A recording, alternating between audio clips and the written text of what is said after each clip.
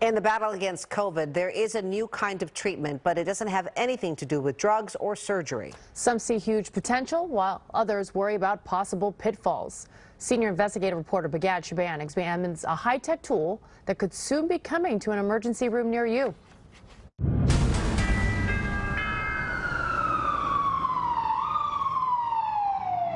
Roughly a year into the pandemic, doctors and nurses still worry that spikes in COVID cases could force them to turn away patients, all because of a lack of beds in the intensive care unit. But what if there was a way to speed up the recovery for COVID patients and get them home faster? Isn't that what we're supposed to do? Dr. Nigam Shah says he and his team at Stanford University have a revolutionary idea to improve care that doesn't center around ventilators or drugs. Instead, the treatment they've discovered has to do with massive doses of data. What could we do if we were able to use the data from previous patients to inform the care of the next one? Shaw is a data scientist and is building a database of COVID patients that includes their race, age, medical history, and of course treatment to show what worked and what didn't. This is like getting a second opinion. That database could ultimately help pinpoint who is at greater risk of serious illness from COVID-19. Doctors also hope to eventually be able to rely on the data to make personalized treatment decisions. Doctors use the information of prior patients to care for the next one. But the information they use is the information they remember from their own experience. I can now see millions of patients, and I can answer questions that no human doctor would be in a position to answer, because it's just humanly not possible to hold the collective experience of a million patients into your head. Shaw has been analyzing medical data for 15 years, but only recently began focusing on COVID patients. He got that idea from fellow Stanford professor Dr. Kevin Shulman, who has treated dozens of coronavirus victims. How do we use the data that we have to inform what should be best practice? Stanford's COVID database now contains about 700 patients.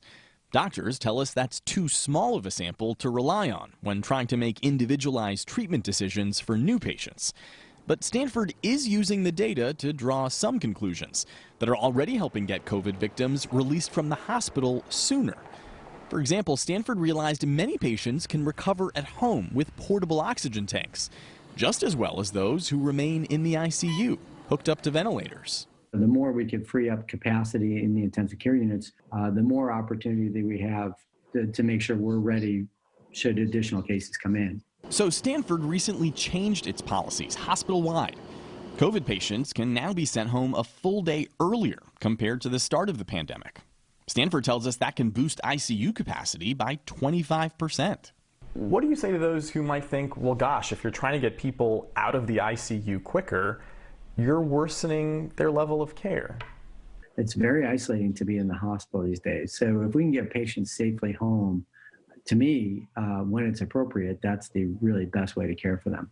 Dr. Peter Chin Hong is an infectious disease expert and professor of medicine at UCSF. He sees the potential for that kind of database, but is skeptical. Maybe when the dust is settled and there's a steady state, I might look at that algorithm, but right now I'm just trying to put out the fire. He also says for the database to be truly useful, it would have to be massive, which means it would need to include patients from more than just one hospital. But he isn't sure a large-scale collaboration is feasible right now, partly because of logistics and the competitive nature of America's medical system. It would take a lot of strong people going to the table with reassurances that everybody has a slice of the pie. It's almost like there's a vested interest to go in it alone as opposed to actually working as a group. Yeah, because you're branded. Kaiser did this, Stamp Kaiser, Thrive. UCSF did this. This is a UCSF thing. The more systems you bring together, the branding kind of gets murky and then gets to who pays for it. But Dr. Nigam Shah says a nationwide or even statewide partnership is the very kind of prescription COVID patients need. Pretty much every other industry that I can think of uses information on what have they done in the past to make their services better. And I think it's time that healthcare be able to do that. In order for doctors to start relying on big data to make daily treatment decisions for COVID patients, Stanford says it would need to plug in a lot more information into its database. Just how much is difficult to say, but it's likely we're talking about adding health records from thousands, if not millions, of patients. With the investigative unit, I'm Bigad Shaban.